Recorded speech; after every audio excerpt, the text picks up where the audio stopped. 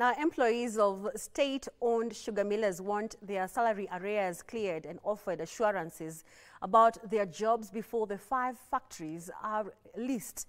Kenya Union of Sugar Plantation and Allied Workers Secretary General Francis Wangara says the workers could be forced to seek redress in court if the leasing process is done without addressing their issues.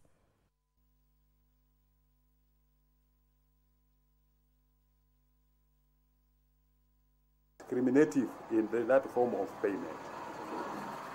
The same managers who accumulated arrears to the farmers are the same managers who accumulated arrears to the workers.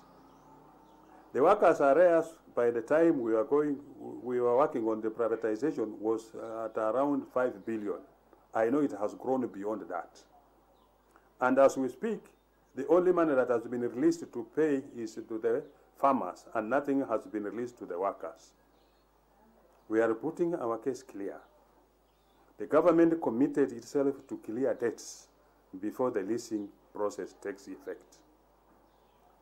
We went to court to stop the privatization process because we wanted to be very clear on who is going to handle the arrears of the workers. Our case is still alive in court. We'll reignite this case for the purpose of stopping the leasing process if arrears of the workers is not, the issue of arrears of the workers is not addressed.